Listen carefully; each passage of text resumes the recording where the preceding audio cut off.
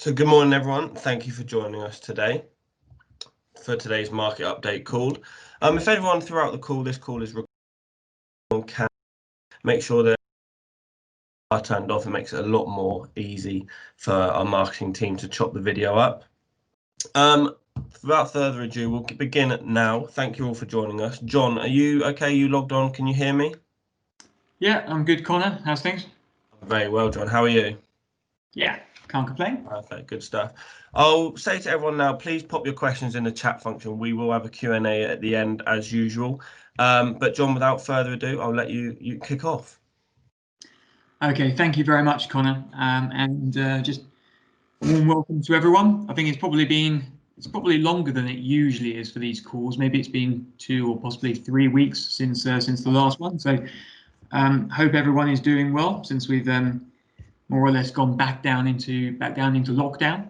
I'll start off with the performance slides because it's a relatively positive story, and I'd like to start on a positive note. So this is the performance track record for the Acumen portfolio range for the month of October. And as you can see, we're continuing to make good gains in terms of performance relative to the market composite benchmark, but also importantly our peer group. So the IA sector and ARC, which many of you also use. So very strong performance. Acumen portfolios 4 through 8 all ranked within the first quartile. AP3 is just outside, and income portfolios, a dividend strategy, also continuing to struggle slightly against more vanilla non-dividend peer group. Effectively, we continue to like China, and as a result of that, we've been overweight Chinese government bonds in local currency, and we've also been overweight Chinese equities, which have done particularly well, particularly China-based internet companies, which were up about 5.5% during the month. So strong driver of relative performance there. The slides will be with us shortly. Within developed market equities, the standout performer came from the ESG bucket. So global clean energy is a theme that we've been playing within ESG for quite some time, and it continues to perform exceptionally well. So during the month of October, it returned 5.4%, whilst broader developed market equities actually fell 3%. So particularly strong gains in the clean energy equity space.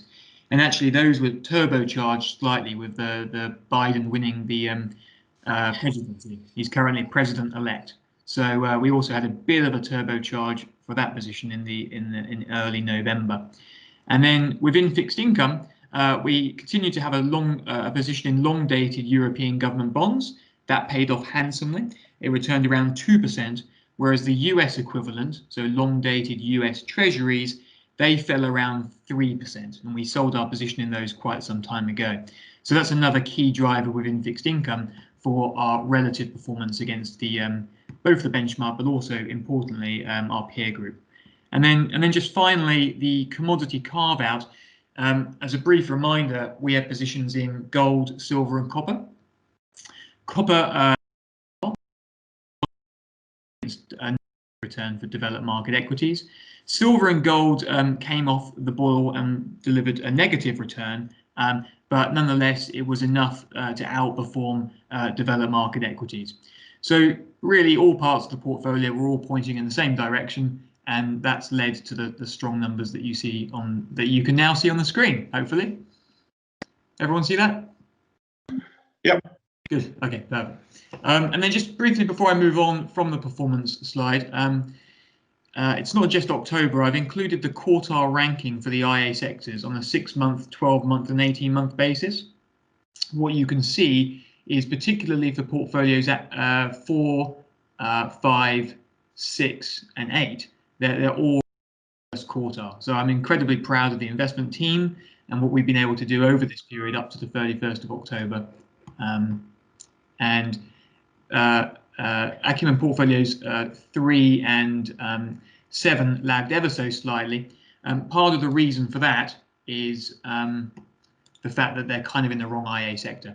So Acumen Portfolio 7 is in the global equity sector but has bonds, and Acumen Portfolio 3 is in the global bond IA sector but has equities.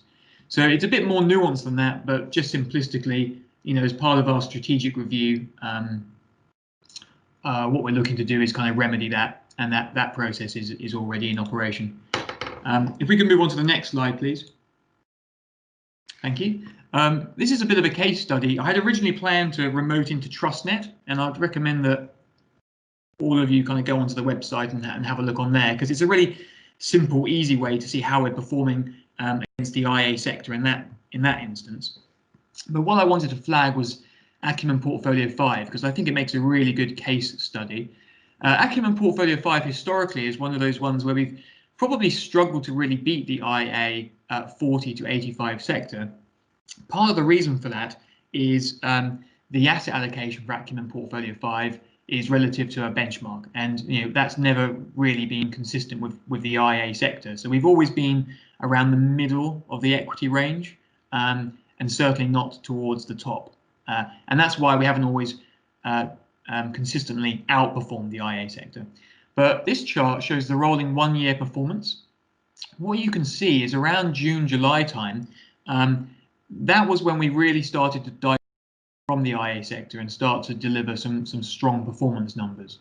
And you can see that by the red line here, which is the portfolio, and the grey line, which is the IA sector. Now, there's a number of reasons for that. Effectively, the portfolio is being positioned well in relation to how market events have transpired, but it's also consistent with the first part of the strategic review process. We took a look at the portfolios, we took on board feedback from the rest of the business, and made a number of changes to the portfolio, effectively removing a number of positions, such as some of our smart beta equities, increasing exposure to some of our higher conviction trades, and becoming more dynamic on our approach to currency hedging. So I think all of those things up until the end of October have really bore some fruit for us, and I wanted to flag that to all of you because even though this is just one portfolio, the story here is effectively the same across the majority of the rest of the Acumen portfolios. You get this divergence, and it takes place at around this time. And then one last point on the performance numbers is on the next slide, which is something I think many of you are aware of, which is effectively there's been a tendency historically for our ranking within the IA sectors to slide up and down with movements in sterling dollar.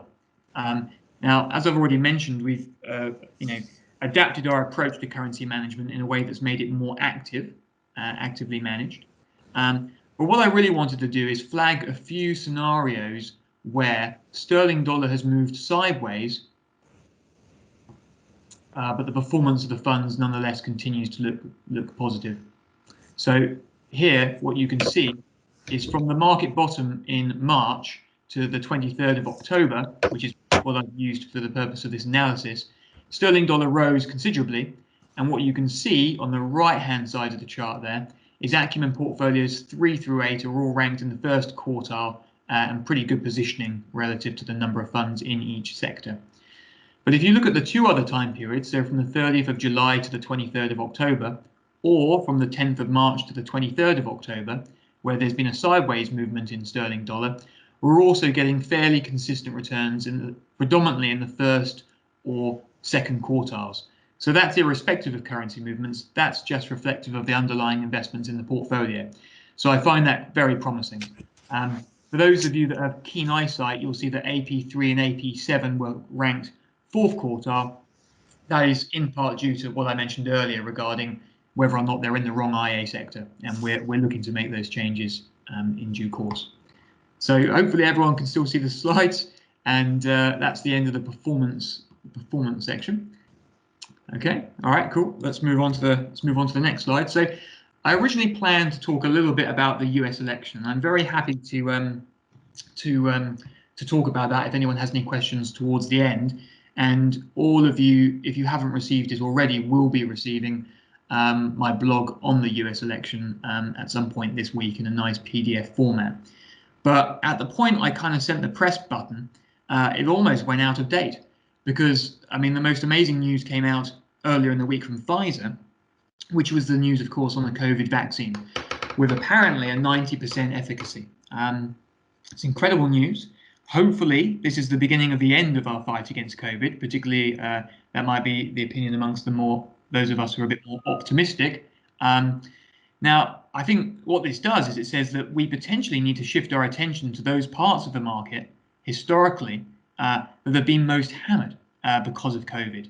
You know, the away from work from home stocks, which have performed incredibly well this year.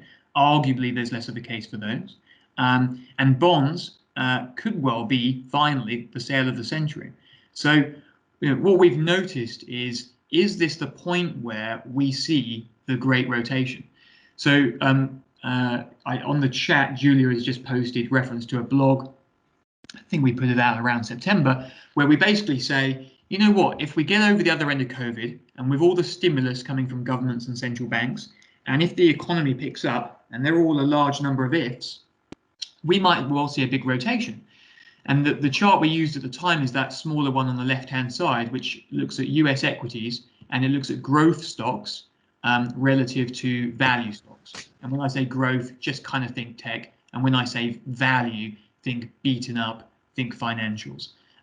And growth had outperformed value by such a considerable margin that it was very much reminiscent of the dot-com bubble. And there was a concern that at some point this is going to turn around and go back down the other way. And if we want to continue to outperform our peer group and the benchmark, we need to be aware of this and be very nimble in our portfolio positioning. Well, take a look at the larger slide that's in the background there. This is the same chart, Russell 1000 growth versus Russell 1000 value. And what you can see is we've dropped out the bottom of this channel here, which is the yellow lines, very, very recently. In fact, that happened very aggressively yesterday and also on Monday afternoon. So it was a huge, huge rotation.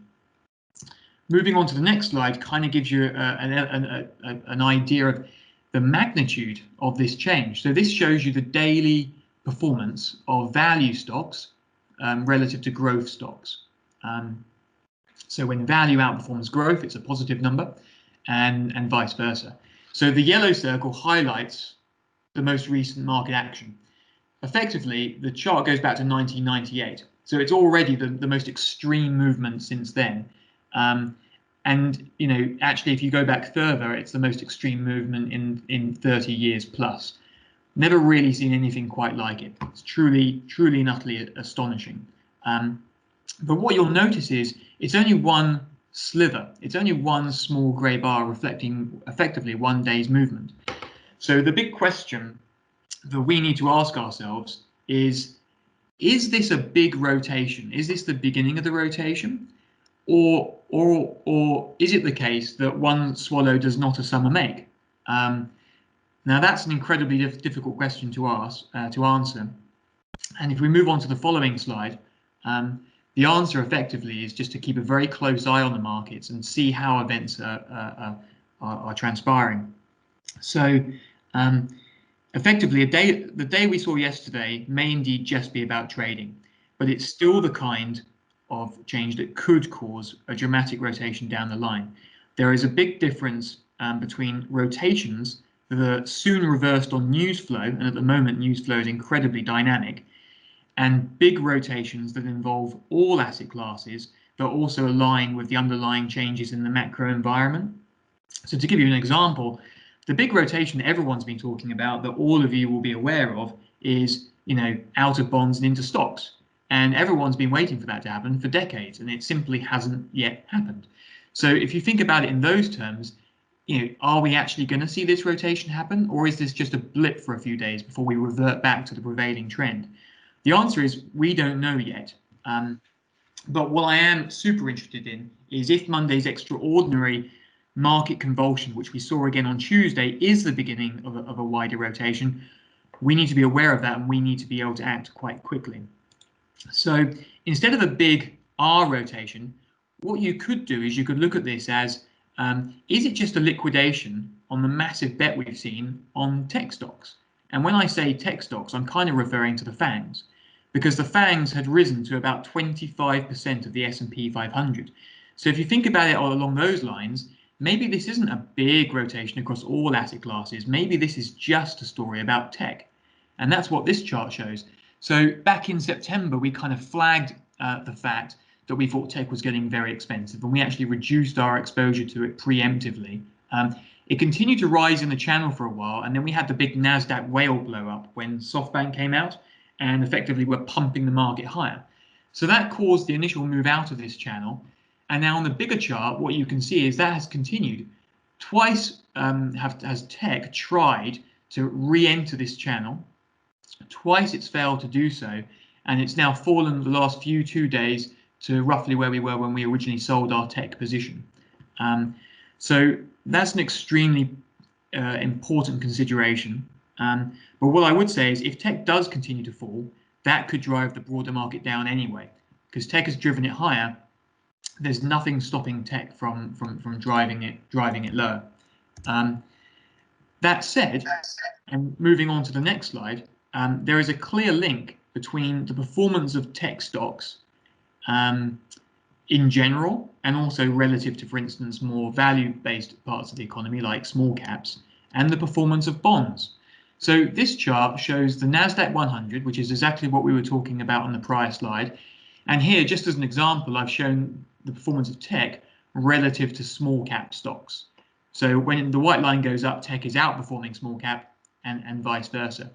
And what you can see is that move is entirely consistent with the orange line, which is the performance of long-dated US treasuries. Now, the reason why they're correlated is because the FANG stocks are quality stocks with strong balance sheets, but they're also growth stocks with well-protected profits.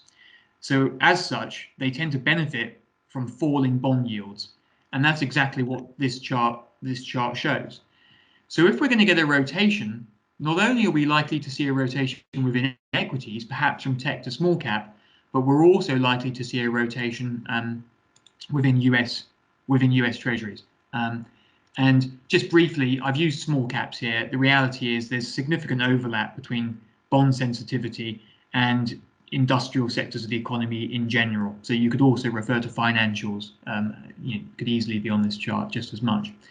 So if we acknowledge that there's a significant relationship with bond yields, the question is, if we're seeing bond yields rise, then that is going to drive this rotation further. If we're worried that this is just a trading thing for a few days and not a larger asset allocation shift, something that would give us confidence that this is a bigger asset allocation shift, this is the great rotation, would be a sustained rise in bond yields. And that leads us nicely on to the next slide, which shows long-dated treasuries. So the 20-year treasury bond ETF, so if you invest in long-dated treasuries, this is the performance you would get. It's been in this channel since 2006. 2018, 2019, if you were invested in long-dated treasuries, you would have done extremely well. But what you can see is from the beginning of 2020, the line has started to fall, which means you would have been underperforming. But most importantly, it's just fallen back into this range, which is highlighted by the red circle. What that says is, if it stays in that range and it continues to fall, which is the current perspective of the investment team, that's what we do think is going to happen, then treasury yields will rise, and that could potentially drive this rotation a little bit further. Now, it might be slightly easier to see this theme on the next slide, which is exactly the same point, but this is showing 10-year treasury yields. So we put a blog out. Julia has kindly put the link up again. We felt yields would rise. You can see on the bigger chart, that's exactly what we've seen. 10-year treasury yields starting to rise.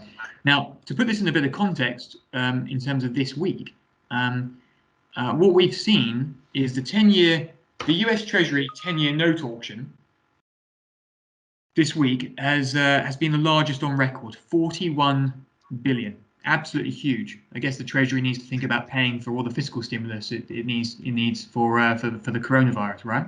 But the yield of 0.96% didn't get much interest. So the interest in it, something called the bid to cover ratio, was 2.3. Normally it's 2.5. And dealers got stuck with a lot of the paper instead of underlying actual investors. So the bottom line behind that is, even with the highest yield for treasuries in 8 months, that wasn't sufficient to generate a lot of demand in treasuries. So is it the case that all this supply that's coming to pay for the coronavirus, to pay for the fiscal stimulus, is overwhelming the market? Is it the case that the good news on the vaccine means that we're all more optimistic on economic growth into 2021? Does it mean that economic growth will lead us with higher inflation? Yes, we kind of think all of those things explain this potential move higher in treasury yields that could drive this rotation.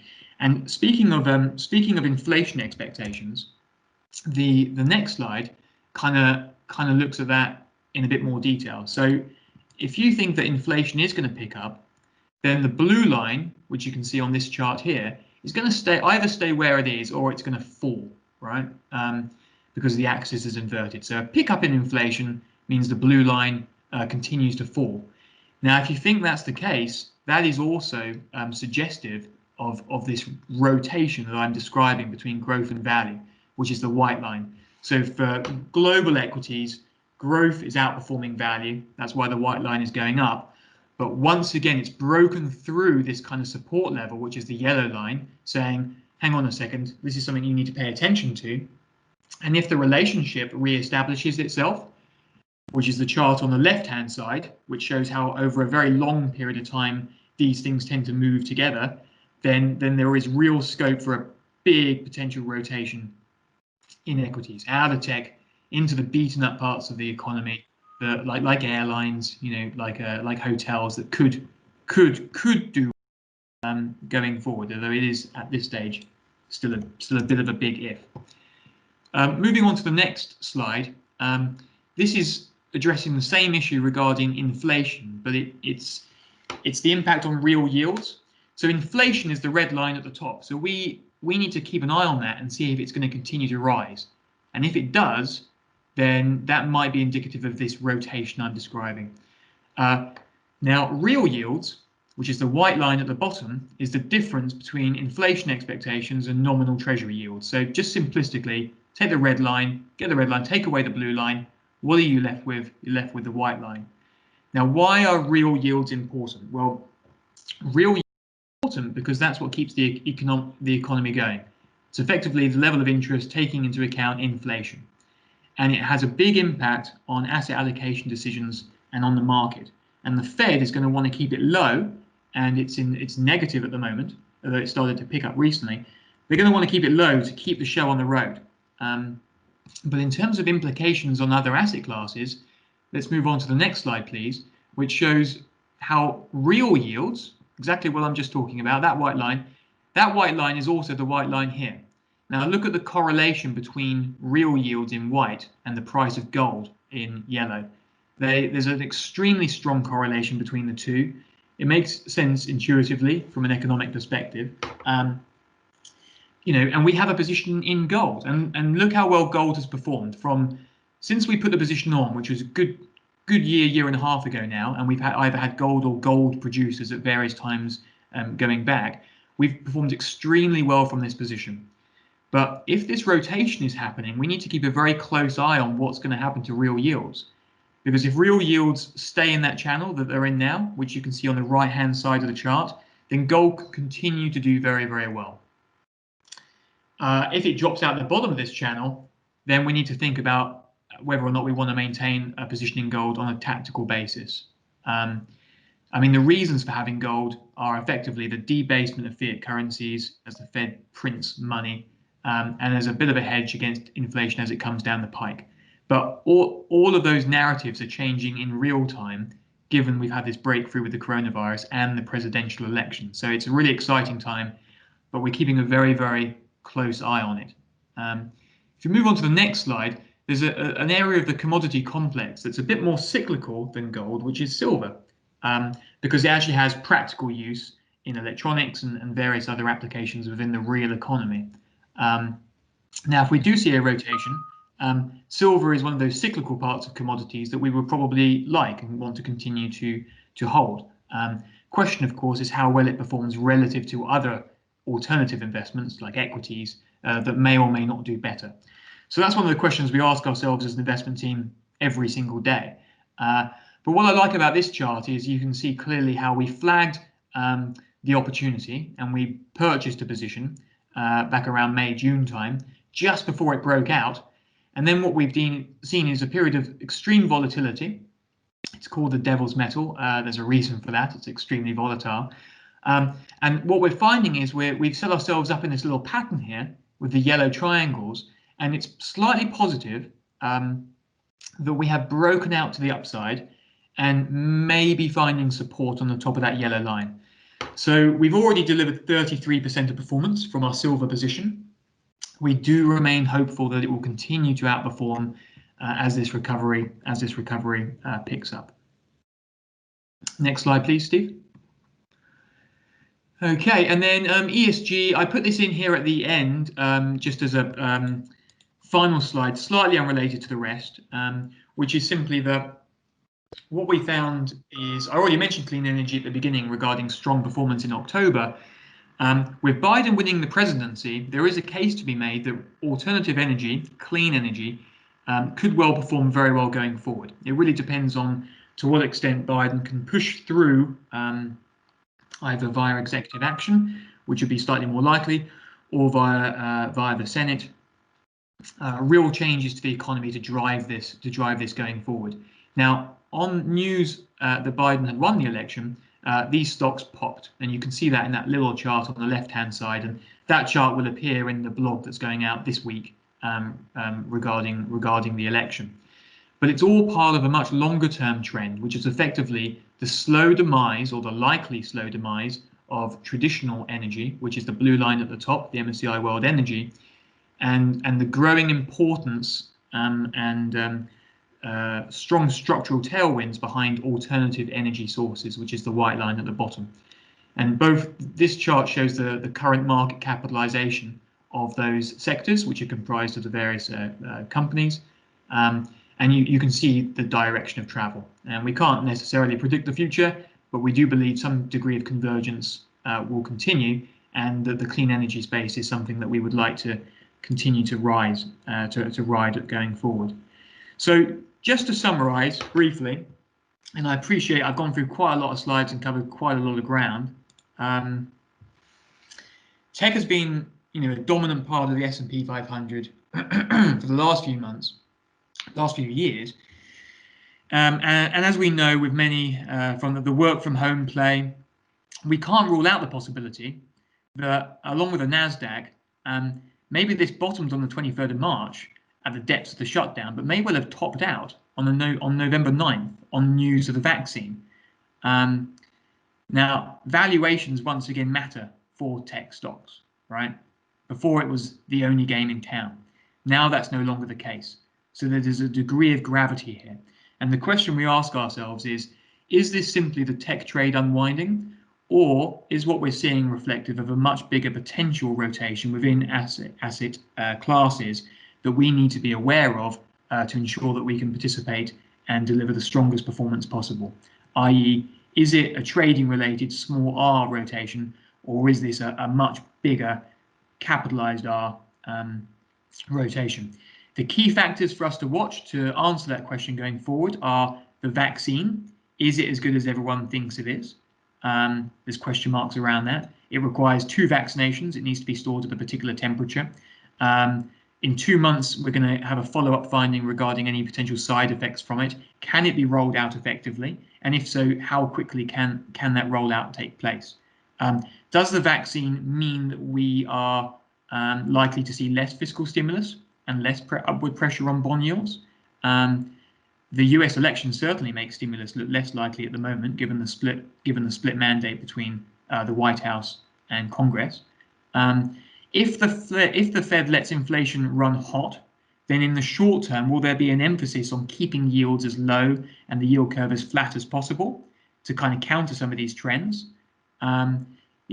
We don't yet know, because this is an extremely volatile period. But what we do know is we know the main arguments, we're monitoring it in real time, and we're doing our best to stay ahead of the curve on this. But an extremely important time, and I hope many of you have questions on this, because this is literally unique. Like, yesterday's market action is utterly unique relative to everything we've seen in the last 30 years. Is it meaningful, or is it a flash in the pan? So on that, and that's a good place to close it, I think. Oh, sorry, no, I have one more slide. This is the US dollar index slide. I think this is a slightly different version of the slide pack I sent over. So the order is slightly different, so apologies for that. This slide was used in relation to the commodity theme. We have a commodity carve out in the portfolios. Part of the cases for being bullish commodities is the argument for a weak dollar. This chart shows that. So effectively, we put a blog out in April where we felt that the dollar could weaken considerably, and you can see it fell out of that yellow channel noticeably. We put a blog out at the end of July saying this time it's different, and there's a real probability we would fall through the long-term support line for the US dollar index, which has gone back to 2011 and frankly beyond, and we fell through that. So we've made some really good calls so far as an investment team. And what I want to flag is the fact that we are now sitting level, which for the last few months the dollar index has failed to break below. We've interacted on many times in the past, and actually if you extended this chart going back to 2000, you'll see some very clear interactions with this level. And the question really is, are we going to see the next leg of this dollar weakness story, which would really drive some of the themes we have in the portfolio, or are we going to see a bounce off of this level? And you know, that has implications for how we manage the currency, and it has implications for our asset allocation strategy. On a medium to long-term basis, we do believe in dollar weakness. Until recently, we've been a bit more bullish on the dollar for various reasons, but the presidential election result and the news on the vaccine have all reduced a considerable degree of uncertainty in the economy, and there's a lot of optimism out there. There may be too much optimism, but the reality is if all this follows through, then we could see further dollar weakness from here.